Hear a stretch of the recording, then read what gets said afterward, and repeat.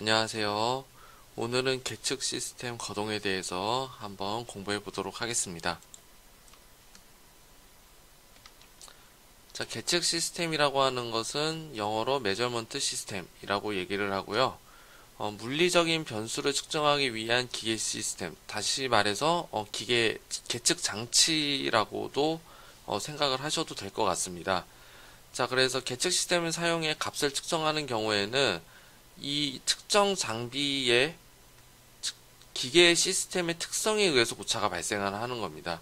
자, 그래서 예를 들자면은 뭐 어떤 물체가 있습니다. 이렇게 지난 시간에 저희가 간단하게 기계 시스템에 대한 내용을 좀 살짝 맛보기로 말씀을 드렸는데 모든 어떤 고체와 모든 어떤 그 기구 시스템 이런 시스템은 질량과 감쇄와 강성으로 이루어져 있다라고 그랬었죠. 그래서 이 질량의 뭐를 측정하냐면 예를 들자면은 뭐 힘도 측정할 수도 있겠지만 기본적으로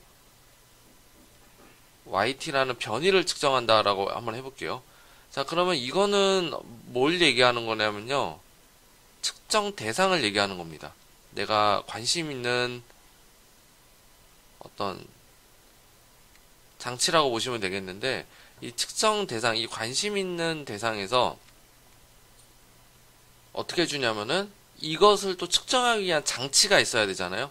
그냥 이게 예를 들자면 여기 위에 센서를 달아야 되는데 이 센서 자체에도 뭐예요? 이 안에도 내부를 확대해서 크게 보시면은 안에 이렇게 뭐 이제 뭐 전류도 뭐 이렇게 있겠고 이 안에 보면은 이 안에도 마찬가지로 질량과 강성과 감쇄로 이루어지겠죠. 그쵸? 물론 이제 이 측정 장비에 비해서는 아마 이 센서의 질량은 굉장히 작아야 될 겁니다. 하지만은 뭐예요? 큰 경우도 있겠고 아니면 질량이 작더라도 강성이나 이 감쇄가 너무 커서 어떤 이 YT를 측정하는데 영향을 줄 수도 있다라는 겁니다. 그래서 이게 뭐냐면은 계측 시스템의 기계적인 특성이다. 그래서 이 기계적인 이 측정 장치에도 질량과 강성과 감쇄가 있기 때문에 이거에 의해서 오차가 발생할 수도 있다. 그래서 이 내용을 우리가 다룰 겁니다. 자, 그래서 이 오차를 줄이기 위해서는 이 센서 자체를 뭐예요? 질량을 없애게 0으로 만들 수는 없겠죠. 그렇죠? 그래서 이 기계 시스템의 특성을 완전히 없앨 수는 없습니다. 없앨 수는 없지만은 이 측정하는데 지장을 주면 안 되기 때문에 이를 최소화하거나 보정을 통해서 측정값에 반영을 해야 된다. 뭐 이런 얘기라고 보시면 되겠죠. 밑에 있는 것도 마찬가지입니다. 타이어 같은 경우에도 뭐 자동차 차체 어떤 프레임이라든지 어떤 탑승자를 다 포함하고 있는 이런 질량과 그 다음에 밑에 감쇄와 강성이 있겠죠.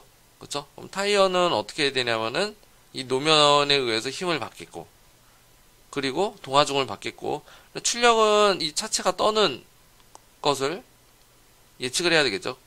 그렇죠? 그래서 요런 시스템, 그럼 요런 시스템은 요건 이제 전형적인 기계 시스템이죠. 그렇죠? 그래서 이 바퀴를 타고 들어가서 감쇄와 강성 그리고 질량이 작동이 돼서 YT가 결정이 된다. 그래서 요런 개념이라고 보시면 될 것 같고 자, 그리고 또 입체적으로도 보면은 이 노면은 뭐예요? 이 속도에 의해서 그리고 도로의 조도에 의해서 그렇죠? 이 힘을 받겠죠.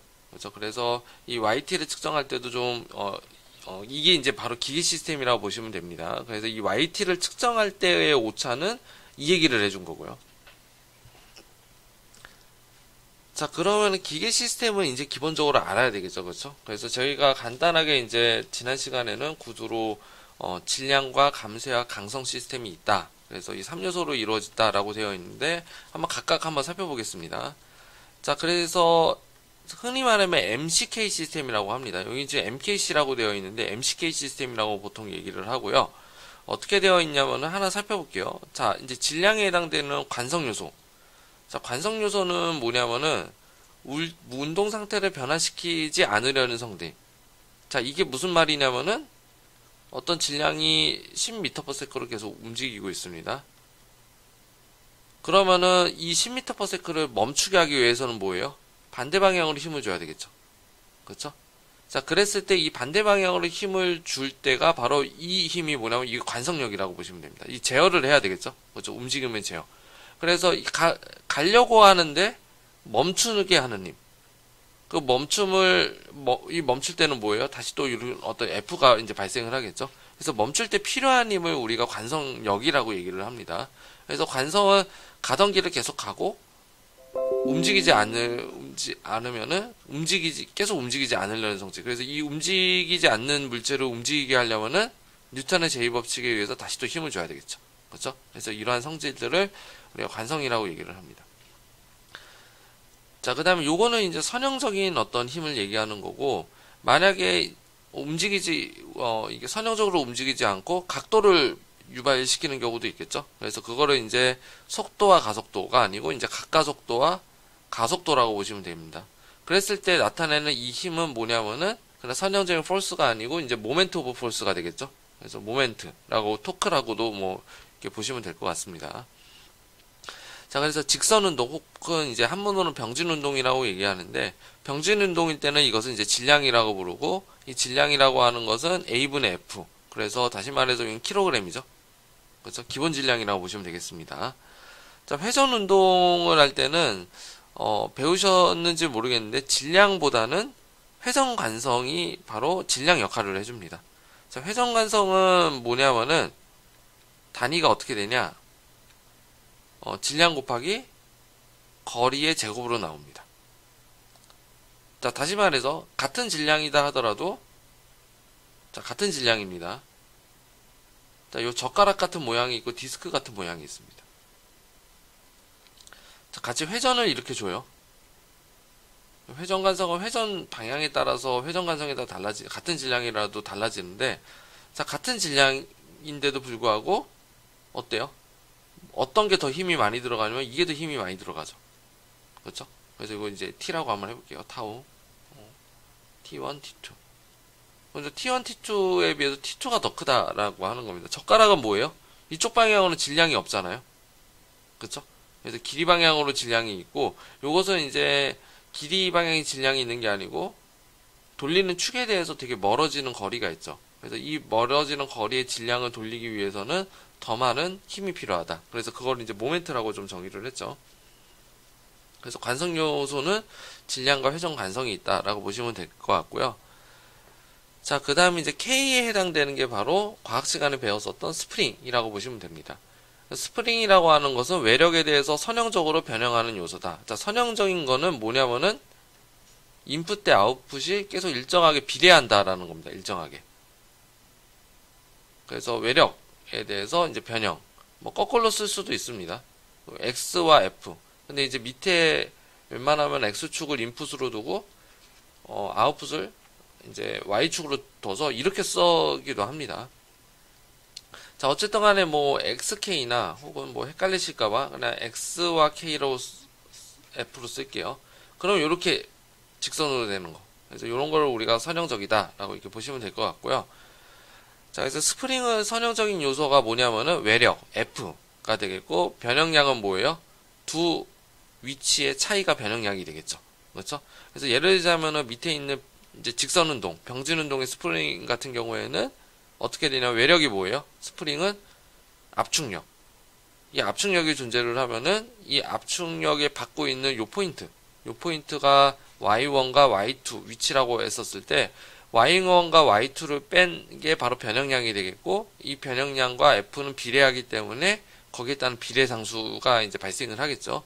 그래서 이 비례상수를 뭐라고 하냐면은 강성이라고 얘기를 합니다. 스티프니스. 그러니까 스프링 상수라고도 배우셨을 거예요. 똑같은 얘기인 겁니다. 근데 이제 스프링 상수라고 하는 것은 조금 이제 좀 그 표현이 좀 혼성이 있을 수도 있습니다. 물론 이제 스프링 상수라고 하면 다 알아듣는데 조금 더 공학적인 용어로는 스티프니스라고 얘기를 합니다. 강성.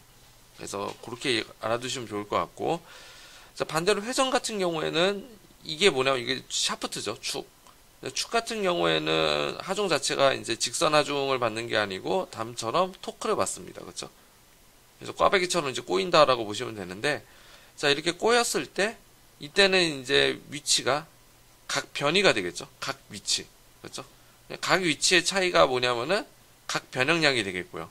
각 변형량과 토크는 어떻게 되냐면 비례하죠. 그렇죠? 그래서 그 비례상수를 카파라고 씁니다. 그래서 이걸 회전 강성이라고 얘기를 합니다. 회전체의 강성. 회전에 쓰이는 강성.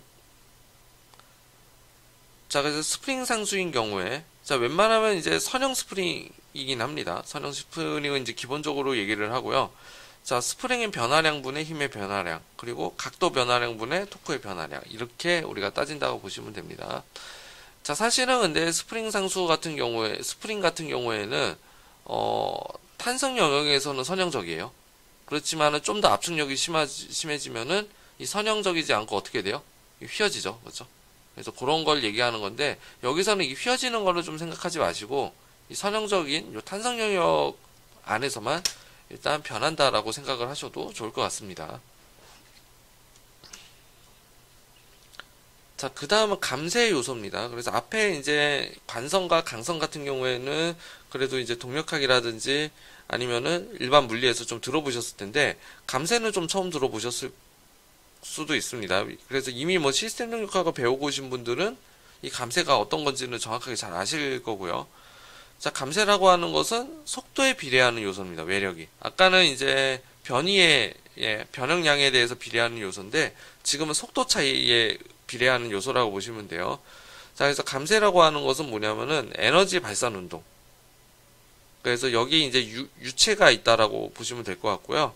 이 유체는 점성력이 있죠. 그죠? 그래서 점성력이 이제 요 피스톤이 움직여지면서 뭐예요? 속도가 이제 줄어드는 그런 현상이 납니다. 그래서 이게 이제 움직임에 따라서 점성력이 존재를 하게 되면은 이 내부 온도가 좀 올라간다라고 해요. 그래서 그 올라가는 것을 에너지 발산 운동이라고 얘기를 합니다.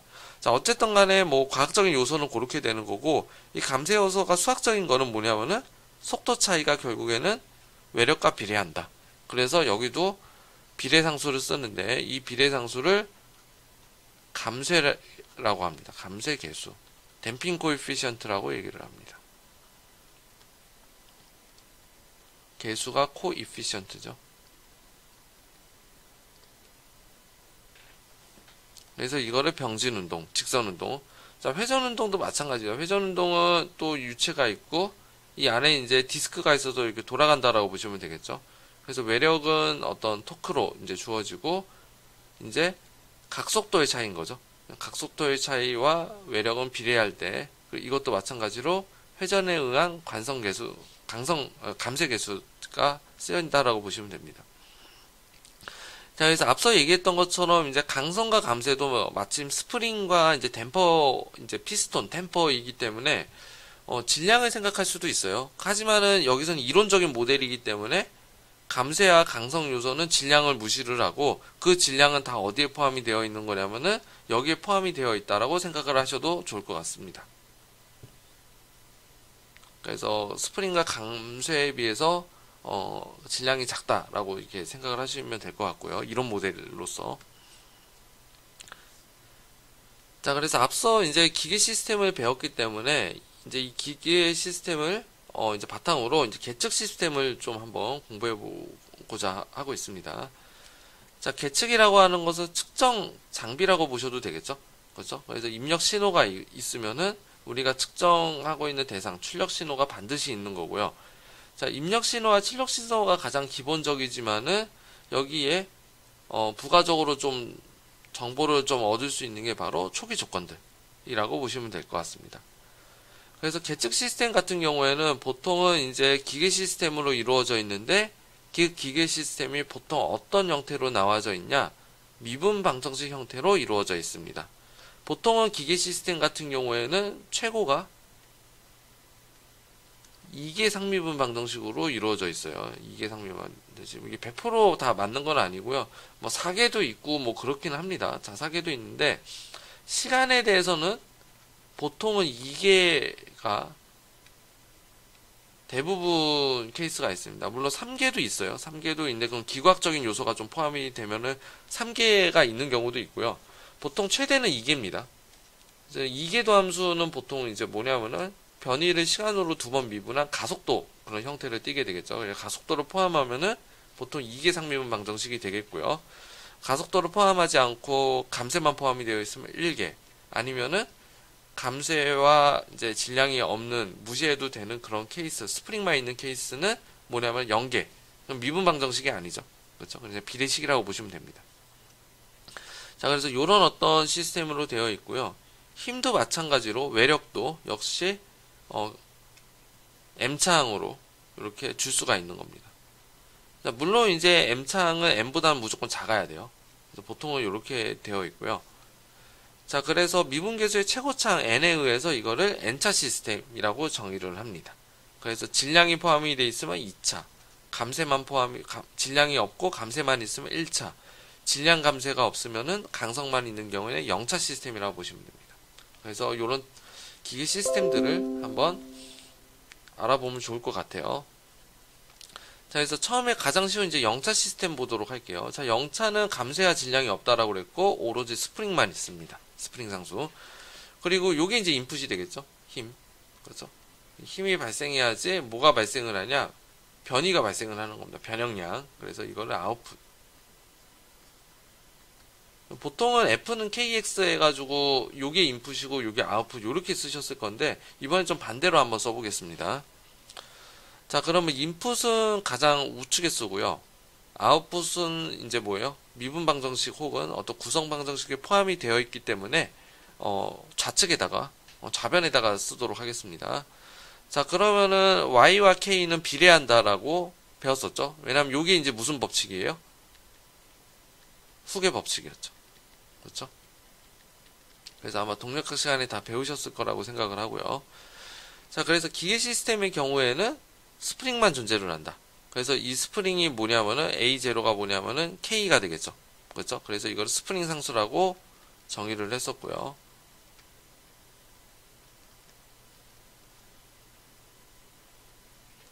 자, 그랬을 때 어떻게 되냐면은, 자, 이걸 이제 우변으로 넘길게요. 우리가 원하는 건 사실 아웃풋이죠. 그렇죠? YT. 그래서 YT를 넘으면은 어떻게 되냐? 자, 저 식을 바꾸면은, 자, YT라고 하는 것은 A0분의 1의 F가 되겠죠. 그렇죠? 자, 그래서 요식. 자, 요식은 이제 K라고 한번 정의를 한번 해보겠습니다. 그래서 요게 인풋이죠. 요게 보기가 더 편할 겁니다. 인풋.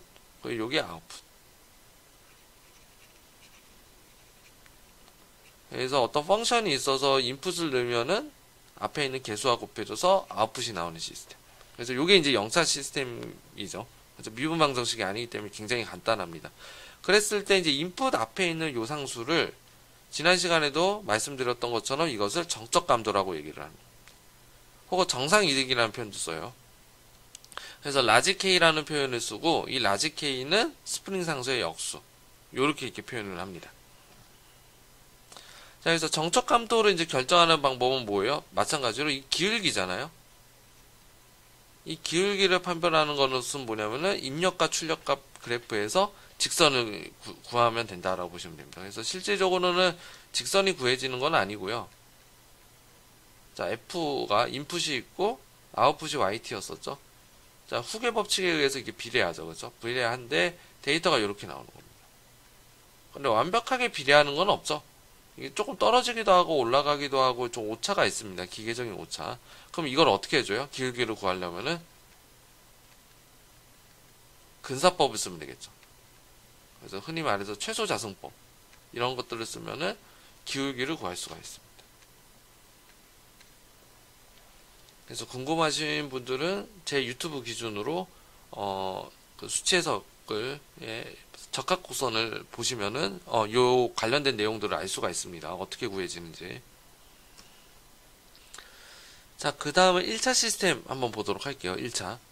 자, 1차라고 하는 것은 이제 감쇄가 들어간 겁니다. 그래서 감쇄는 속도와 비례하기 때문에 속도는 어떻게 돼요? 변이를 시간으로 미분한 그런 텀이 되는 거죠. 그래서 감쇄력이 포함이 되어 있는 텀이 발생을 하는 겁니다. 자, 그래서 인풋 마찬가지로 F고 아웃풋은 Y인데 아까처럼 0차 시스템처럼 Y가 바로 개수가 넘어가서 구해지지는 않죠. 그래서 이거를 구하려면 어떻게 해줘야 돼요? 여기서 YT를 구하고 싶다. 라고 하면은 미분 방정식을 풀어줘야 되겠죠. 공업수학입니다. 공업수학. 그래서 공업수학에 보면은 이제 크레이그 기준으로 따졌을 때는 1장을 보시면 되겠죠. 그렇죠. 그래서 YT를 여러분들이 구할 수가 있습니다. 자, YT를 구하고, 자, 이제 속도와 비례하고는 게 이제 A1이 이제 요게 이제 감쇄 계수가 됐고, K는 뭐예요? 강성이라고 스티프니스라고 말씀드렸죠. 그래서 그렇게 보시면 되겠고, 자, 그래서 아까는 정적 감도였었는데, 이번에는 뭐냐면은, 이 A1 때문에 뭐가 발생을 하냐? 시상수, 시정수, 시간상수가 발생을 합니다. 다 똑같은 얘기예요. 그래서 타임 컨스턴트라고 요게 이제 발생한다고 보시면 됩니다. 자, 뭐냐면은 입력값이 감소하거나 수렴하는 시간입니다. 뭐냐면은 댐퍼가 존재를 하잖아요. 물리적으로 좀 얘기를 하면은 댐퍼는 뭐예요? 서서히 응답을 줄이는 역할을 합니다. 그래서 줄어들었을 때 걸리는 시간, 그 걸리는 시간을 시간상수라고 얘기를 해요. 자, 그래서 시간상수는 어떻게 정의가 되냐? 자, 타우라고 하는 것은 A0에 A1 이렇게 정의가 되고요. 자, 요거를 이제 나중에 기본적으로 좀 보도록 하겠습니다. 어떻게 외력 YT와 어떻게 연관이 있는지. 자, K분의 X, K분의 C. 자, 요렇게 구해집니다. 자, 그래서 여기에서 원래 식이 어떻게 되냐면은 C의 Y 프라임 플러스 KY는 이꼴 라지 FT. 자, 이거를 그냥 K로 나눠주면 되겠죠? 그렇죠? K분의 C, Y1. Y. 플러스가 아니고 이꼴이죠. 그래서 K분의 F. 그래서 요거는 아까 뭐라고 그랬어요? 정적 감도. 라지 K라고 그랬죠? 헷갈리시면 안 되고요. 자, 요거는 아까 뭐로 정의했냐? 타우라고 정의를 했습니다. 자, 그럼 요 앞에 있는 요 값이 왜 시간에 줄어드는 거랑 연관이 있냐? 그것은 다음 응답에서 보시면 될 것 같아요. 그래서 요것은 이제 일단은 지금 외워두시고 시간상수라고 보시면 될 것 같습니다. 자, 그래서 1차 시스템의 대표적인 예가 사실은 1차 시스템은 제일 많이 쓰이는 학문이 바로 유체역학입니다. 연력학 혹은 열전달. 그래서 열전달에서는 뭐냐면은 변이의 개념이 없어요. 변이의 개념. 그렇죠? 그래서 유체 변이는 없습니다. 유체는 무조건 속도. 왜냐하면은 나중에 유체역학을 배우시면 알겠지만은 유체의 관심 영역은 인풋과 아웃풋밖에 없어요. 그래서 이것은 이제 컨트롤 볼륨이라고 얘기를 하고요. 제어 최적, 검사 최적이라고 한글말로는 그렇습니다. 컨트롤 볼륨입니다. 그래서 어떻게 되어 있냐? 이 들어가는 양과 나가는 양만 관심 있는 거예요. 그래서 이 안에서 어떻게 유체가 움직이는지는 관심을 두지 않습니다. 이게 이제 유체역학에서 보는 그런 기법이 되겠는데, 그 인풋은 뭐냐면은 유량을 체크를 해줘야 되겠죠. 그 유량을 체크할 때 뭐를 체크해 주냐? 속도를 체크해 주는 겁니다. 그래서 만약에 운동량 인풋과 운동량 아웃풋은 속도가 되겠고요. 유량이면은 뭐냐면은 질량이 되고 밀도가 되고 이런 등등으로 보시는 겁니다. 자, 어쨌든 간에 이런 유체역학 같은 경우에는 기본 단위가 속도이기 때문에 속도를 미분하면 가속도가 되는 거죠. 그렇죠? 변이는 없다라고 했었으니까. 그래서 보통의 1차 시스템은 유체역학, 연력학이라고 보시면 될 것 같아요. 자, 그래서 온도계를 한번 볼게요. 온도계. 온도계가 이제 대표적인 이제 유체역학을 열전달을 이용한 그런 방법이 되겠는데, 아까 이제 이게 이제 제어 부피입니다. 제어 부피, 컨트롤 볼륨. 이 컨트롤 볼륨을 기준으로 한번 볼게요. 인풋이랑 아웃풋, 그리고 남아있는 것들이 뭐 있는지. 자, 남아있는 것들은 뭐예요? 수은에 있는 질량이 있겠고, 수은에, 용량이 있겠죠. 그렇죠? 열용량. 비열, 요렇게 있겠고, 그 다음에 안에 뭐냐면 온도가 있겠죠. 그렇죠? 그래서 온도가 있습니다.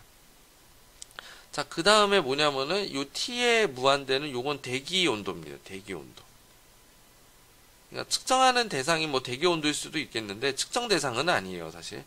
자, 측정 대상은 요 표면이겠죠. 그렇죠? 그 표면에 이제 안에 있는 이 T와 밖에 있는 이 대기 온도가 달라지면 어떻게 돼요? 열교환이 일어나겠죠. 그렇죠? 그래서 그 열교환. 보통은 이제, 지금 기준은 뭐냐면 대기 온도가 차갑다고 가정을 하는 겁니다. 그리고 안에가 이제 대기 온도가 따뜻하다고 제가 가정을 한 거예요. 그러면 에너지가 어떻게 유입이 되겠어요? 열이 이렇게 움직이겠죠. 그렇죠? 그래서 그 열이 움직이는 요 Q의 프라임이라고 하는 것이 바로 에너지 율이라고 보시면 됩니다. 이 일률이죠. 그렇죠? 에너지가 움직이는 어떤 시간당 움직이는 줄을 얘기를 하는 거고요. 그래서 이 겉에 있는 거는 센서가 되겠죠. 자, 그다음 추가적으로 알아야 될 게 여기 이제 표면은 열 교환이 있기 때문에 이게 이제 열 전달이라고 보시면 됩니다. 아직 배우시지는 않으셨겠지만은 이 열 전달을 할 때는 열 전달 계수가 반드시 필요하고요. 그다음 면적이 되게 중요하겠죠. 그렇죠? 그래서 이런 식들이 있다라고 보시면 될 것 같아요. 자, 하나하나 살펴보면은 이 내부적으로는 뭐예요? 내부 에너지가 있습니다. 내부 에너지는 어떻게 되냐면은 질량과 연용량과 그 다음에 온도로 이제 계산해 주면 되겠죠. 그렇죠? 그래서 그거를 이제 곱해 주시면 이제 E가 이제 나오게 되겠고 비열 이렇게 나오게 되겠고, 자, 그 다음에 열을 교환해야 됩니다. 그래서 이 열 교환은 유체와 유체를 교환하기 때문에 대류라고 보시면 돼요. 대류 에너지 교환입니다. 자, 대류 에너지 Q의 인이죠, 이게. Q의 인이라고 하는 것은 뭐냐면은 온도의 변화량에 식이 어떻게 만들어주냐? 열 전달 계수에다가 면적이 곱해진 겁니다. 자, 온도차는 뭐냐면 대기 온도와 안에 있는 내부 온도가 되겠죠. 그렇죠? 자, 그래서 요걸 이제 대류 이제 에너지 교환이라고 보시면 되겠고, 자, 그래서 어떻게 되냐? 이것과 뭐예요? 내부 에너지가 같아야 되는 거죠. 그렇죠? 에너지 출입이 같아야 되는 거잖아요. 에너지 변화, 내부 에너지가 변화하는 거죠. 이게 내부 에너지 변화량입니다. 내부 에너지가 변화하는 것은 인풋이 들어가 있는 에너지와 같다.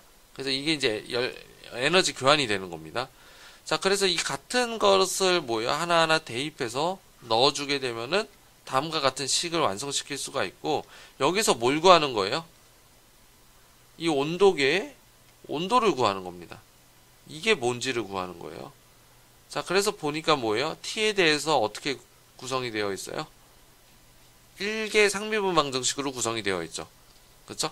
자, 그래서 앞에 있는 요 개수들을 다 나눠주고 이렇게 해주면은 요게 이제 타우 값이 되는 거고, 요게 이제 시간 상수는 요렇게 생겼네요. 그쵸? 그리고 정적 감도는 요렇게 생겼는데 나눠서 없어지는 거 보니까 1로 이렇게 고정이 되는 것을 알 수가 있습니다. 요 시스템에 대해서는. 자, 그러면은 이제 뭐를 우리가 해볼 거냐면은 1차 시스템의 이제 구성 방정식, 어떻게 이제 방정식이 만들어지는지는 저희가 배웠고요.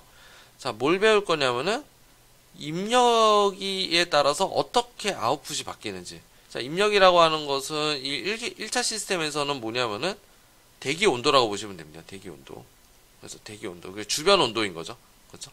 그래서 주변 온도라고 보시면 될 것 같고, 그러면 이 주변 온도가 어떻게 들어가냐면은 아까 타우의 U''의 Y''의 Y의 정적 감도의 F 요렇게 있었는데 이 인풋이 1로 들어가는 겁니다. 그랬을 때 Y는 어떻게 나오냐? 이거를 계략적으로 좀 보자라는 겁니다. 자, 그래서 자세한 유도 과정을 여기서 설명하지는 않을 거예요. 그래서 이 자세한 유도 과정 공업수학에서 여러분들이 배우시고 오신 거고요. 지금은 있는 결과를 그냥 가지고 사용을 할 겁니다. 자, 단위 계산 함수는 0초일 때 올라가는 거. 그렇죠? 0초 미만에서는 0, 0초 이상에서는 단위이기 때문에 1. 단위라고 하면서 크기가 1입니다. 크기. 자, 그래서 계산함수 입력이라고 하는 것은 단위 계산 함수에다가 뭐를 곱해주냐면 이 진폭입니다. 진폭. 크기, 진폭. 이 진폭을 곱해주면은 그게 입력값이 되겠고, 그 입력값에 대해서 라지 F에 대해서 넣어서 계산을 해줘야 되겠죠. 그렇죠? 그래서 Y를 계산해주면은 풀이는 생략을 해드릴게요. 풀이는 이제 공업수학을 참조를 하시고, 자, Y가 어떻게 나오냐? 이렇게 나옵니다. 잘 정리를 해보면. 자, 그래서 이것은 이제 시간으로 좀 나눠볼 수가 있어요. 자, 어떻게 나눌 수가 있냐? 자, 시간과 연관이 없는 것은 요 응답이죠. 그래서 시간과 관계없는 응답이다라고 해서 이걸 정적 응답이라고 얘기도 하고요. 혹은 정상 응답, 정상 상태 응답이라고 얘기를 합니다. 자, 시간이 관계가 없으면은 시간이 충분히 흐르는 후에도 남아있는 응답을 얘기를 하는 거예요. 그래서 이거를 정상응답이다라고 얘기를 하고요. 자, 뒤에 있는 시간과 관련되는 것을 바로 과도응답이라고 보시면 됩니다. 그리고 그 전체 이제 타임 리스폰스 같은 경우에는 과도응답이나 정상상태 응답이 모두 들어가져 있는 겁니다. 자, 과도응답은 뭐냐면은 자, 트랜전트 리스폰스라고 얘기를 하고요. 시간이 쭉 지나면 사라지는 응답입니다. 자, 그래서 정상상태 응답을 구하려면 사실은 어떻게 주냐? 수학적으로는 리미트 시간을 무한대로 흘려보는 겁니다. 그럼 뭐가 날아가요? 뒤에 있는 과도응답이 다 사라지죠. 왜냐면 익스포넨셜 지수함수기 때문에. 그래서 KA만 남습니다. 그래서 이거를 정상상태 응답이라고 얘기를 해요. 자, 그래서 이 응답 특성을 한번 볼게요. 우리가 구하는 과정보다는 이 특성이 더 중요합니다. 자, 어떻게 되냐? 아까 마이너스 1에서 0, 여기서 스텝이 걸린다라고 했었을 때, 요게 이제 yt입니다. 아까는 이제, 계단함수 같은 경우에는, 요게 이제 ft였었죠. 그렇죠? ft고, 지금 yt로 넘어간 겁니다. 자, yt가 어떻게 바뀌어요? 거의 비슷하게 바뀌긴 합니다. 이게 뚝 올라가죠. 그렇죠? 이게 뚝 올라가는데, 자, 어떻게 바뀌냐면은 타우에 따라서 바뀌어요. 타우. 자, 타우가 아까 시간 상수라고 그랬죠? 시간 상수가 클수록 어떻게 돼요? 줄어드는 시간을 얘기하는데 줄어드는 시간이 길어지는 거는 뭐예요? 느리게 반응하는 거죠. 자, 만약에 타우가 0.1이면 어떻게 돼요? 거의 스텝으로 올라가죠. 그죠? 이게 반응 속도가 굉장히 빠른 겁니다. 그래서 이 시간 상수가 값이 작을수록 빨리 응답을 도달하는 거고, 정상상태 응답에. 이게 이제 정상상태 응답이죠. 정상응답이라고 할게요. 정상상태도 다 똑같은 얘기인 겁니다. 자, 그래서 타우가 만약에 크다라고 하면은 정상상태 값에 도달하지 못하는 겁니다. 천천히 도달하는 거죠. 그렇죠? 그래서 그런 어떤 특징을 가지고 있습니다. 그래서 뭐가 더 좋아요? 라고 얘기하시는 분이 간혹 있어요. 근데 뭐가 더 좋고 안 좋고는 없습니다. 그냥 응답의 특성인 것 뿐인 거죠. 그래서 만약에 이 시스템은 응답이 빠른 거를 원한다라고 하면은 시간 상수를 줄여서 설계를 해주셔야 되고요. 만약에 이 응답을 느리게 해도 괜찮다라고 하면은 시간 상수를 좀 뭐 여유 텀을 줘서 설계를 해줄 수가 있겠죠. 좀 크게 해가지고. 일반적으로는 시간 상수를 줄이는 게 더 어렵습니다. 줄이는 게. 반응 속도를 되게 빨리 하는 거. 뭐 둘 다 어려울 수는 있겠네요. 자, 그래서 한번 보면은 자, 1차 시스템의 시간 응답 한번 볼게요. 자, 정상 상태 응답을 다 100%라고 한번 해볼게요. 100% 라고 했었을 때 어떤 현상이 있는지 한번 보면은 자, 0이고 자, 이거 1초가 아니고요. 어떤 거냐면은 스몰 t 대 라지 t 이렇게 되어 있는데 그게 아니고요. 이게 좀 잘못 표기가 됐습니다. 타우분의 t입니다. 타우분의 t. 그래서 이게 바뀌는 거죠. 그래서 타우는 고정이 되어 있는 거고. 자, 그래서 타우분의 t가 1일 때 시간 상수만큼 딱 흘렀을 때는 뭐냐? 정상상태 응답에 63.2%밖에 도달을 안 했고요. 2였을 때는 86%, 3일 때는 95%, 4일 때는 98% 이렇게 됩니다. 자, 오차율은 이 칙을 빼주는 거예요. 자, 그래서 책마다 좀 다른데 정상상태 응답에 도달하는 기준은 책마다 다릅니다. 자, 근데 저는 보통 어떻게 되어 있냐면은 시간 상수의 4배는 넘어야지 정상상태에 도달하는 걸로 알고 있습니다. 그래서 요게 이제 오답률이 2%가 되거든요. 왜냐면 98%이기 때문에. 근데 요거는 이제 그 유저의 차이에마다 엔지니어마다 좀 다를 수도 있어요. 분야마다 좀 다를 수도 있고. 근데 이제 보통 이제 동력학 요 계열에서는 한 2%까지는 허용을 해주는 겁니다. 그래서 물론 이제 2% 동안 더 차면 어떻게 되나요?라고 했는데 이 정도는 무시를 하고 그냥 여기서 정상상태 응답에 도달했다라고 이렇게 정의를 합니다. 자, 그 다음은 아까는 우리가 이제 계단함수를 이제 f로 뒀을 때 yt를 한번 구해봤었고요. 지금은 뭐를 할 거냐면은 정연파 함수를 입력으로 둘 겁니다. f를 사인파로 두는 거죠. 자, 사인파는 뭐가 수반이 되어 있냐면은 주파수가 수반이 되어 있습니다. 오메가라는 어떤 식이 좀 수반이 되어 있고요. 자, 그래서 이게 뭐냐면은 1차 시스템의 인풋으로 들어갈 겁니다. 자, 들어가게 되면은 뭘 구할 수가 있냐? 역시 또 y를 구할 수가 있고 초기 조건을 구할 수가 있어서 공업수학에 이용했었던 방법대로 우리가 문제를 풀어주면은 yt라고 하는 것은 두 가지로 좀 나뉘어서 계산이 됩니다.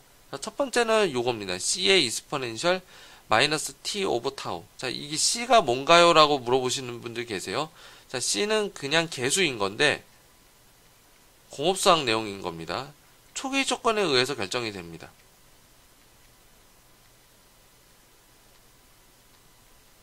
지금은 특성만 볼 거기 때문에 이 C 값을 우리가 구하지는 않을 거고, 정말 엄밀하게 구하고 싶으면은 여기 초기 조건을 대입을 하면 됩니다. 초기 조건을 대입을 해서 이 C 값을 우리가 구할 수는 있습니다. 자, 그래서 현재는 여기서 구하지는 않고요. 자, 지금 C에 대해서 관심이 있는 게 아니고 사실 이 전체가 관심이 있는 겁니다. 요 앞에 있는 거. 자, 저 앞에 있는 거는 뭐냐면 사실은 시간에 따라서 어떻게 돼요? 이 지수 함수가 0이 되겠죠. 그래서 이것을 시간에 따라서 사라진다라고 해서 트랜전트 리스폰스라고 얘기를 합니다.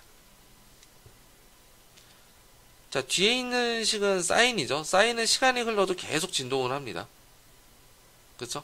자, 그래서 요 사인에 해당되는 식을 우리가 정상응답이라고 얘기를 합니다. 그래서 분석하는 거에 따라 달라요. 과도응답을 분석할 수도 있고 정상상태 응답을 분석할 수도 있는데 여기서는 일단은 정상상태 응답을 좀 한번 분석을 한번 해볼게요. 주파수별로 뭐 측정을 정도를 우리가 볼 수도 있으니까요. 자, 그래서 보시면은 자, 여기에서 진폭이 어떻게 돼요? 진폭. 이 코사인의 진폭은 좀 진하게 표시할게요. 요게 진폭이죠. 그렇죠? 뭐의 진폭이라는 거예요? 정상상태 응답의 진폭. 그러니까 YT의 진폭이라고 봐도 과언은 아니죠. 물론 이제 앞에 과도응답이 있기 때문에 완벽한 진폭은 아니어도 어쨌든 시간이 흐르면 요게 이제 진폭, 요게 이제 크기가 될 거잖아요. 그렇죠? 자, 그래서 이거를 이제 진폭이라고 보시면 되는데 요 진폭을 그냥 B 오메가라고 정의를 한번 해볼게요. 자, 이제 진폭이 뭐랑 연관이 있어요? K는 정적 감도. A는 뭐예요? 입력의 크기인 거죠. 그 다음에 좀 더 눈여겨봐야 될 게 뭐냐? 자, 오메가. 타우도 뭐, 정적 감도랑 같은 맥락인 거고, 여기서 봐줘야 될 건 오메가입니다. 자, 오메가는 뭐예요? 인풋의 주파수. 떠는 인풋 힘의 주파수에 따라서 뭐가 바뀐다는 거예요? 정연파 함수. 이 출력에 진동하는 주파수가 진폭에 영향을 준다. 이런 의미로 받아들일 수가 있죠. 그렇죠? 자, 위상도 마찬가지로 뭐예요? 주파수에 영향을 좀 받습니다. 자, 그래서 이걸 어떻게 해주냐면은 보통 입력되는 주파수별로 크기를 비교하거나 위상을 비교해줘요. 자, 그래서 다음 페이지가 바로 진폭과 위상을 이제 비교를 해준 겁니다. 자, 진폭은 어떻게 바뀌어요? 자, 주파수 타우 오메가인데 그냥 오메가랑 비례한다라고 보시면 될 것 같아요. 이 축을 그냥 오메가 축이라고 생각을 한번 해볼게요. 간단하게. 자, 주파수가 이게 뭐예요? 저주파수죠. 그렇죠? 저주파수일 때는 진폭이 뭐예요? 1이 나옵니다. 1. 요게 이제 굉장히 작기 때문에. 그렇죠? 1이 나오다가 어느 시점에서 분모가 갑자기 커지죠. 그렇죠? 분모가 갑자기 커지면서 이 전체적인 값이 떨어지는 거고요. 서서히 떨어지겠죠. 그렇죠. 그래서 0에 되게 또 수렴을 할 수도 있을 것 같습니다. 그래서 진폭비가 이렇게 되는 거고, 그럼 이 진폭비를 키우려면 어떻게 해줘야 돼요? 시간 상수를 좀 늘려주는 그런 방법이 있겠죠. 그렇죠. 시간 상수를 늘려주고 그런 방법이 있겠고요. 자, 그래서 요거는 이제 데시벨로 나타내면 이렇게 나타낼 수가 있습니다. 그래서 20의 로그에 그냥 M 요 진폭비.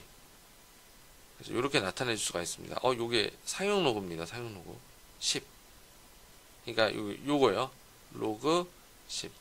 고등학교 버전에서는 사용 로그는 10을 소거를 하죠. 그렇죠? 굳이 쓰지는 않지만은 써주는 게 좀 좋습니다. 좀 혼선을 좀 안 하기 위해서. 그래서 로그 10의 M 이렇게 나타낼 수가 있고요. 자, 그 다음에 위상지연이라고 하는 것은 뭐냐? 어떤 거냐면은, 이 코사인에 뒤에 아까 달려있는 요거 얘기하는 거죠. 그렇죠? 그래서 요게 만약에 커지면 뭐예요? 응답이 좀 늦어지는 그런 경향이 있습니다. 자, 그래서 한번 살펴보면은, 자, 저주파수는 응답이 제각제각 빠르지만은, 어때요? 고주파수로 갈수록 지연이 생기죠. 그렇죠? 그래서 그런 어떤 특징을 알 수가 있습니다.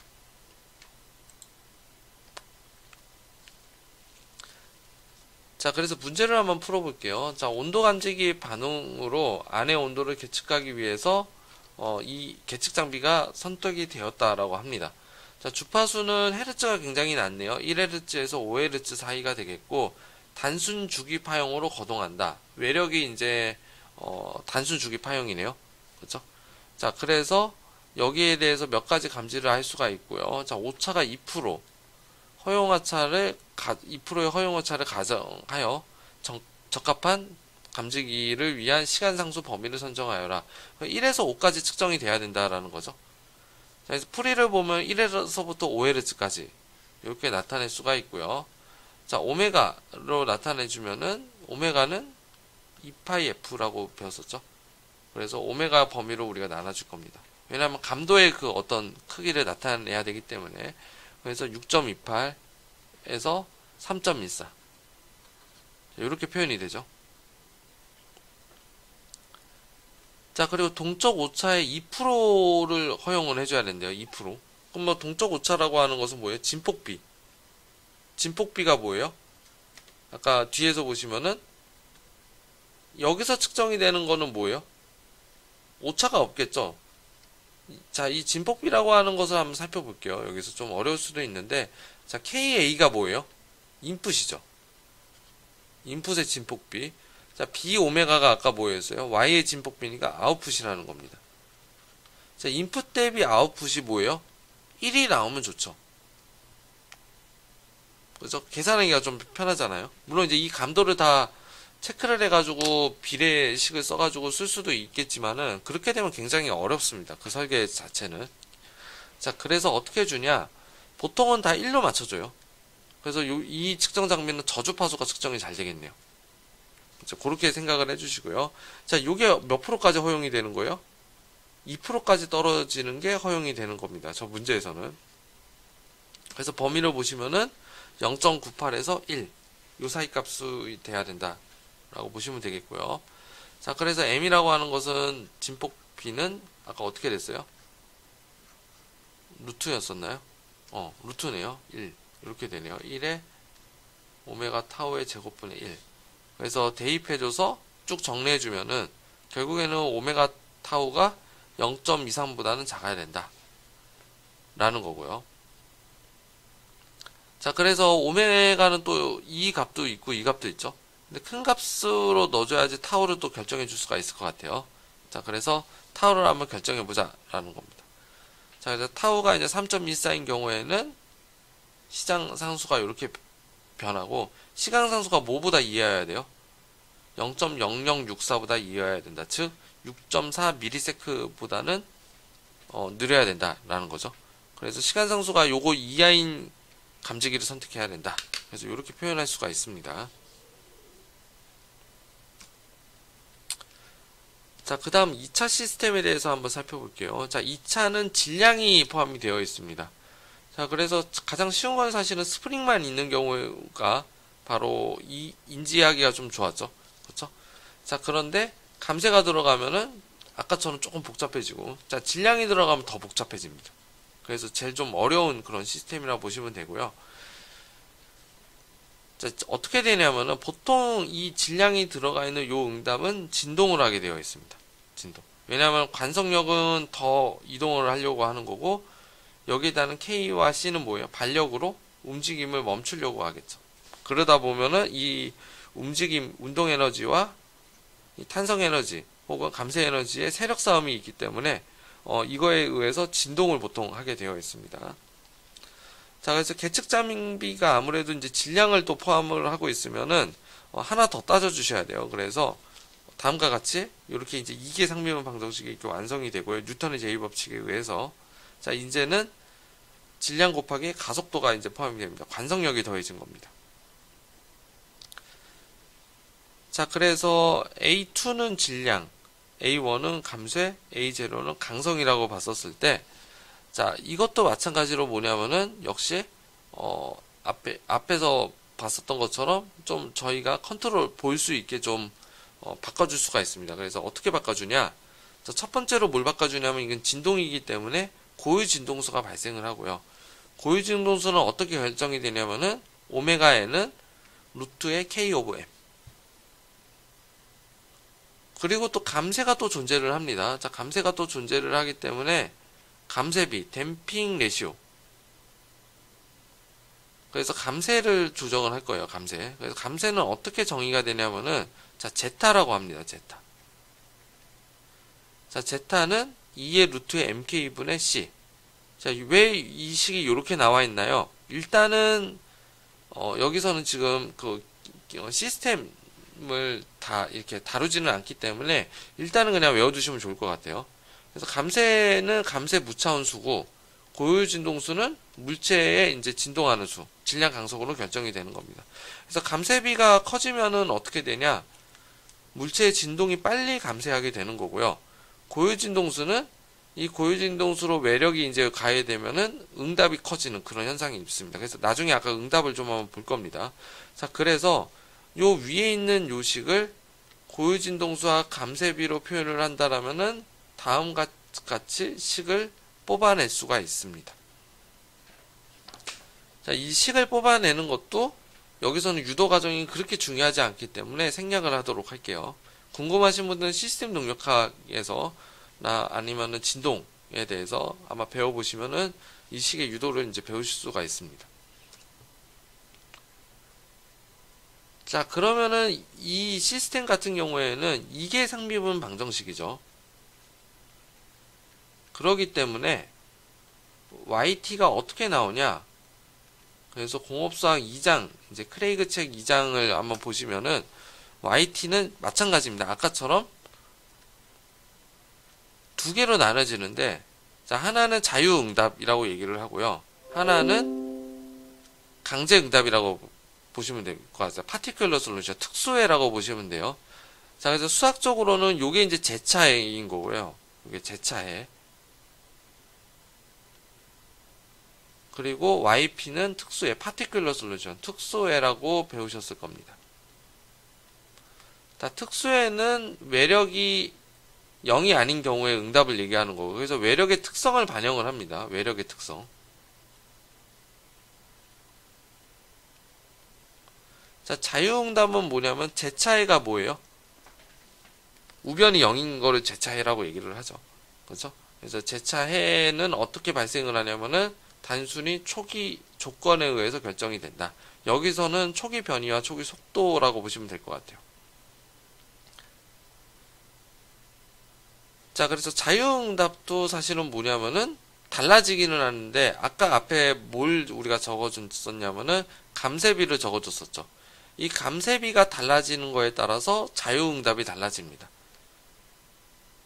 그래서 그 과정은 여기서는 생략을 할게요. 유도는 좀 생략을 하겠습니다. 자, 어떻게 달라지냐면은, 자, 공업수학을 보시면은 이 감쇄, 결국에 특성방정식이거든요. 특성방정식의 해가 뭐 음수냐, 허수냐, 실수냐, 아니면 중근이냐, 이것과 감쇄는 연관이 있는 겁니다.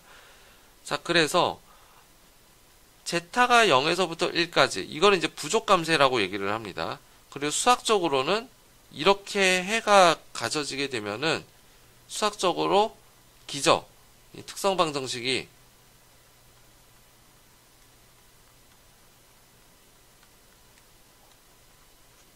허근을 갖습니다. 자, 허근을 가지면은 부족감쇄, 특성방정식 허근을 갖게 되면은 어떻게 외워주셨냐면은 사인과 코사인의 조합으로 이렇게 만들어진다, 기저가. 그래서 이게 이제 제차의 특성이죠. 그렇죠? 그래서 식을 좀 유도를 해보면 어떻게 계산이 되냐면은 YH라고 하는 것은 이스퍼넨셜의 마이너스 제타 오메가 NT 이렇게 되는 거고요. 그리고 기저, 코사인 사인. 그리고 요거는 오메가 N이 아니고 오메가 D로 바뀌죠. 그렇죠? 그래서 나중에 또 살펴보겠지만 이것을 감쇄 진동수라고 얘기를 합니다. 다 외워주실 필요는 없습니다. 그냥 이제 한번 보고 또 다시 익숙해지는 수밖에 없어요. 그래서 학생이 만약에 시험을 본다라고 하면은 굉장히 이 부분을 굉장히 어려워하는데, 일단 시험용으로는 외우시는 게 또 좋겠지만은, 어, 만약에 이제, 시험이 아니고 그냥 개념적인 원리를 보겠다라고 하시면은 그렇게 외울 필요는 없습니다. 자연스럽게 아마 받아들여지게 될 거예요. 자, 그래서 부족 감색계가 되는 거고요. 자, 임계 감색에는 이제 크리티컬 댐프드 시스템이라고 얘기를 해서 제타가 1인 경우를 얘기합니다. 그럼 이제 중근이기 때문에 기저에다가 t를 곱해서 계산한다라고 배우셨을 겁니다. 그래서 이게 이제 임계 감색계의 자유응답이 되는 거고, 과감색계는 어떻게 되냐면은 실근이죠. 중근. 그래서 제타가 1이 이상이 되면 실근이 나옵니다. 기저가. 특성 반정식이. 그래서 보면은 이렇게 지수함수적으로 이렇게 나오게 되겠고, 그 지수함수에 해당되는 이 근은 이렇게 다음과 같이 나타나게 되어 있습니다.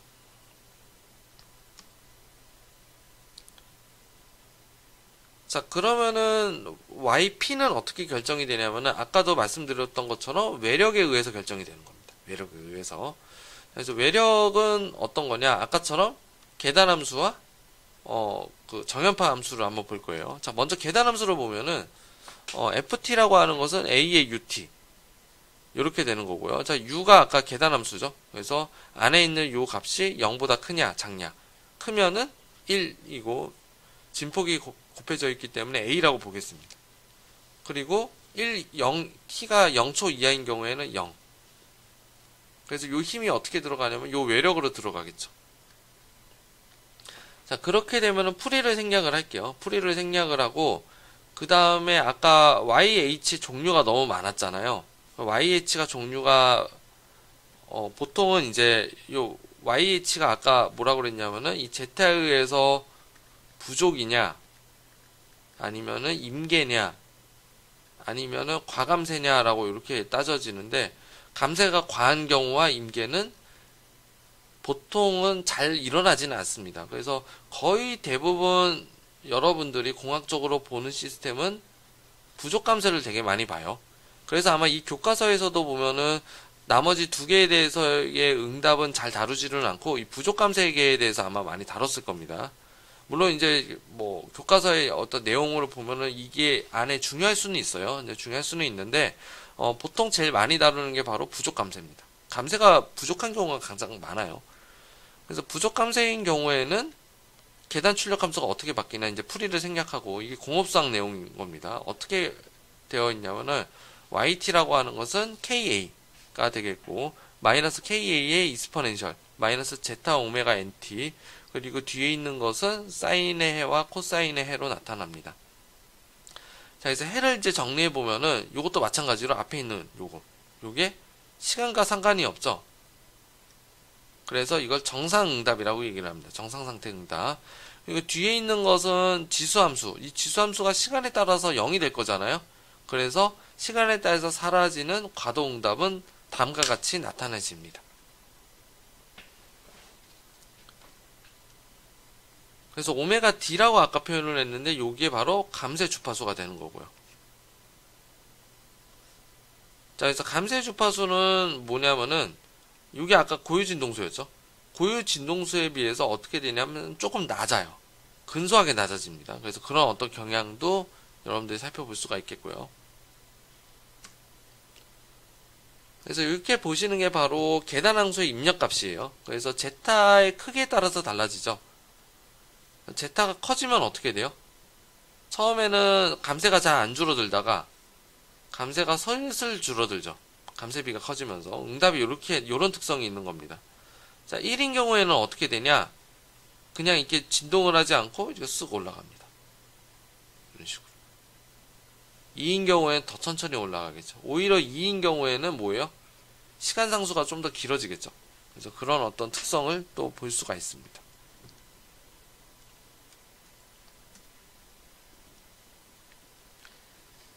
자, 그래서 2차 시스템의 계단함수의 특징을 좀 보면은 이런 어떤 경향성이 있습니다. 자, 어떻게 되어 있냐? 처음에 어떤 입력이 있으면 그 입력이 쭉 올라갑니다. 그렇죠? 그래서 계단함수는 외력이 어떻게 주는 거냐면은 좀 수학적인 거 말고 그냥 현상적인 걸로 얘기하면은 그냥 손바닥으로 꾹 누른 거예요. 그냥 프레스 거로 그냥 꾹 눌러준 거. 순간 0초 이상 0초부터 시작해서 꾹 눌러준 겁니다.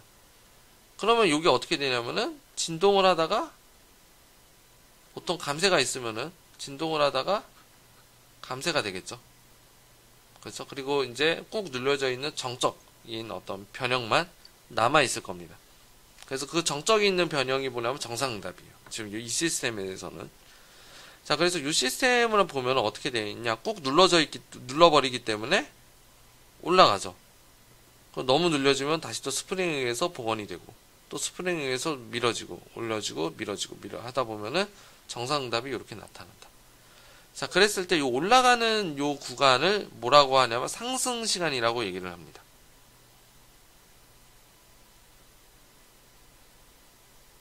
자, 그리고 1이 좀 떨어져서 가다 보면은 어떻게 되냐면은, 자, 좀 올라가다가 좀 10% 지나가는 그 구간이 있어요.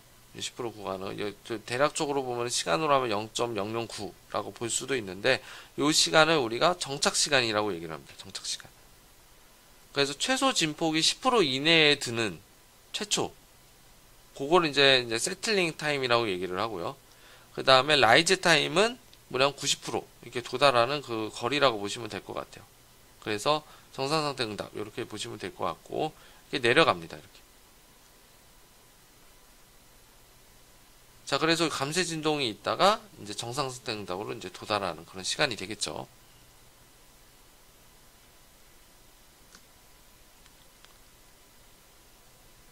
자, 그 다음은 이제 정연파 함수가 있습니다. 정연파 함수. 그다음에 아까는 이제 저희가 앞서 얘기했던 거는 계단 함수에 대한 입력을 얘기한 거고요. 지금 이제 정연파 함수에 대한 입력을 얘기하는 겁니다. 자, 그래서 sin 오메가 t를 얘기를 했던 거고요. 그래서 ft 이렇게 보시면 됩니다. 자, 그래서 sin 오메가 t가 이제 외력으로 들어가는 경우, 아까는 계단 함수가 외력이었고 지금은 sin 오메가 t면은 뭐만 바뀌냐면은 yp가 바뀐다라고 그랬었죠. 그래서 yh는 똑같습니다. 그래서 과도응답. 이번에는 이제 yt 이렇게 보시면은 요게 이제 과도응답이 돼요. 아까 좀 바뀌었죠. 아까는 뭔가 계단 함수에 의해서 앞에 있는 게 좀 과도응답 이렇게 좀 위치가 좀 바뀌기는 했는데 2차 시스템의 정연파로 외력이 들어가면은 이 아까 yh가 무조건 과도응답이 되어 있습니다. 시간에 따라서 없어져요. 이 응답은. 그래서 부족 감쇄는 이렇게 없어지고요. 인계 감쇄와 과감쇄는 올라갔다가 쭉 그냥 이렇게 없어지는. 그래서 이제 과도 응답이 되겠고, 정상 상태 응답은 요 뒤에 사인에 해당되는 요 뒷부리가 바로 정상 상태 응답이 되겠습니다. 그래서 요걸 이제 줄여서 쓰면은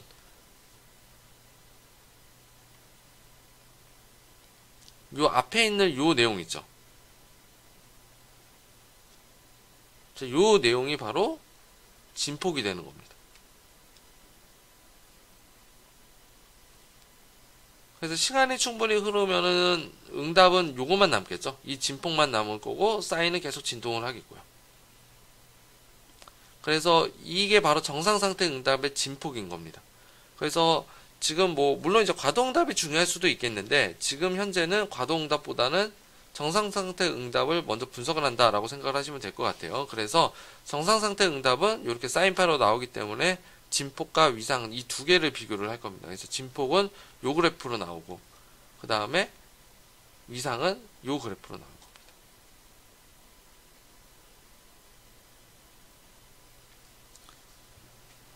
자, 그래서 마찬가지로 진폭비라고 하는 것은 인풋 대 아웃풋이라고 보시면 돼요. 인풋에 대한 진폭은 KA의 아까 코사인 세타였잖아. 코사인 오메가 T였잖아요.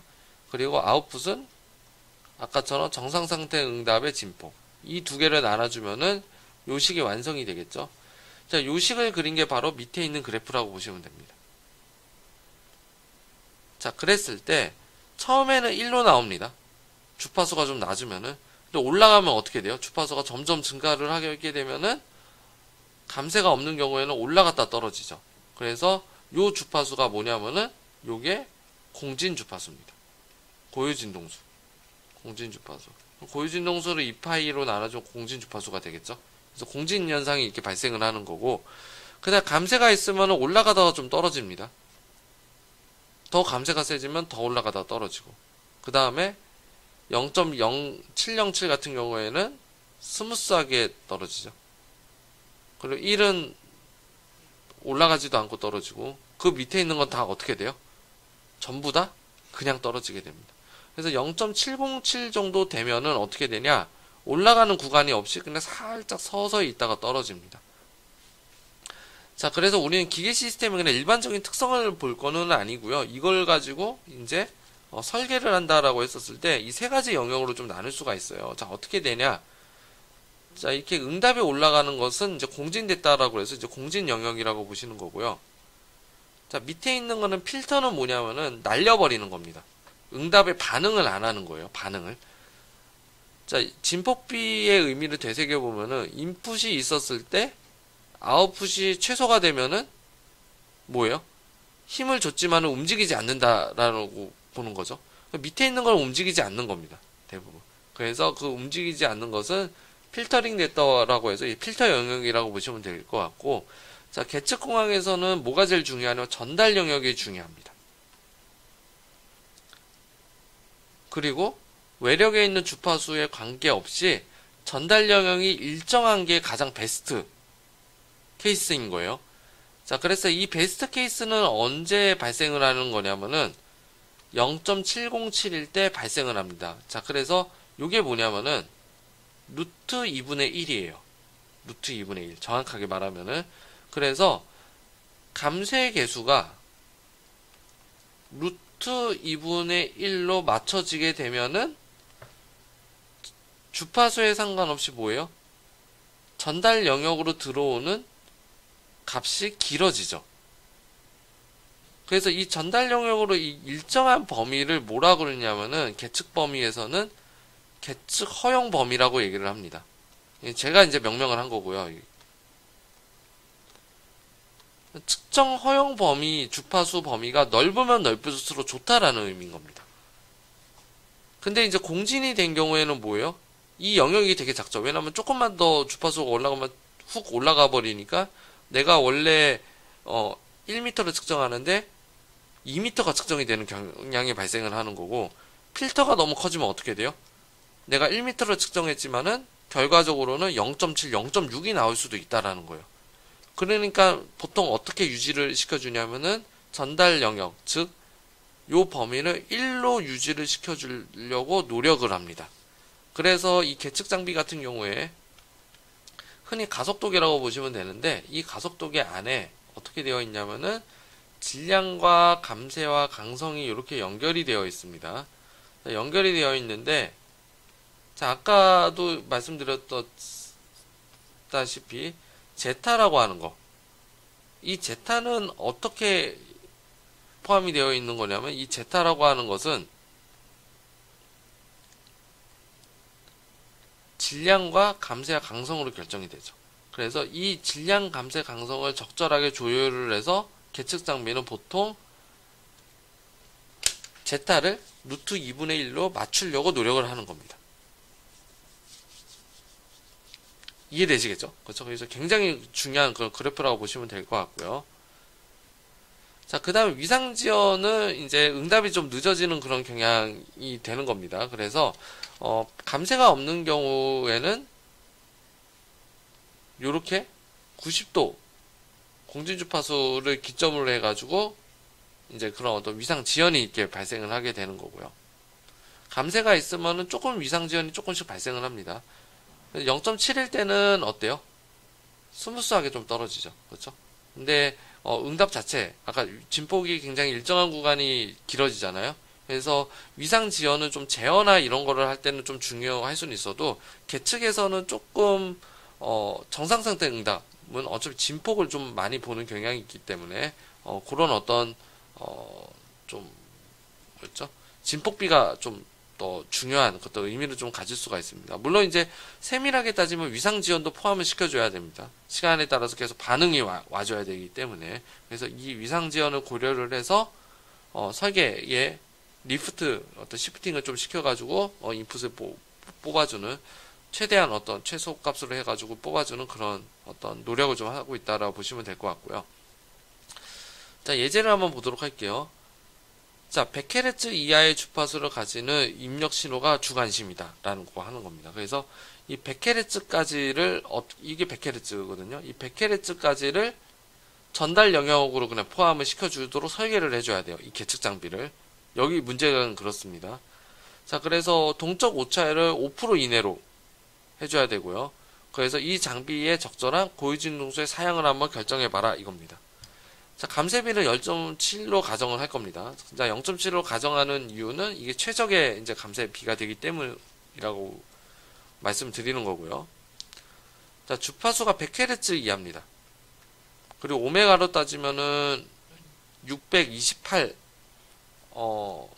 가 라디안 퍼 세크가 되겠고요. 자, 그래서 진폭비는 5%씩 플러스 마이너스를 해주고요. 자, 그래서 둘 다 식 1과 식 2를 둘 다 고려해 주는 게 좋은데 아마 포함이 될 겁니다. 자, 그래서 식 1만 한번 고려해 봤을 때 0.9 같은 경우에는 어떤 진폭비 식이 있겠고, 자, 이 식을 이항정대를 시켜주면은 오메가 바 오메가 n에 대한 4차 방정식으로 아마 식이 나올 겁니다. 자, 그래서 이 식을 계산하고 싶으면은 오메가 n과 오메가의 제곱 요거를 뭐예요? 라지 x로 둬서 2차 미분 방정식의 포물선 이용해가지고 문제를 풀어주면 되겠죠? 그랬을 때 범위 자체는 어떻게 되냐? 요런 범위를 우리가 가질 수가 있습니다. 풀이는 좀 생략을 해드릴게요. 자, 그래서 식을 좀 정리하게 되면은, 자, 우리가 중요한 거는 오메가 n 구간인 거죠. 오메가는 위에서 결정이 됐기 때문에, 그래서 계산을 해주면은, 오메가 n 같은 경우에는 1063 라디안 퍼 세크 그 이상으로 설계를 해주면 된다 라고 보시면 됩니다. 그래서 어떻게 설계를 해주냐면은 이게 이제 조금 더 설계가 들어가면은 n분의 k 루트 이게 1063이었죠. 그랬을 때 질량이 결정되면은 스프링 상수를 어떻게 결정이 될지가 딱 나오죠. 그렇죠? 그래서 K 값을 좀 올려준다. 최소한 올려준다. 그러면은 뭐 재질 같은 경우에도 바뀌게 되고 아마 그런 식의 노력이 좀 필요하시게 될 겁니다. 자, 그래서 오늘은 계측 시스템의 거동에 대해서 한번 살펴봤고요. 네. 긴 시간 동안 수고하셨습니다.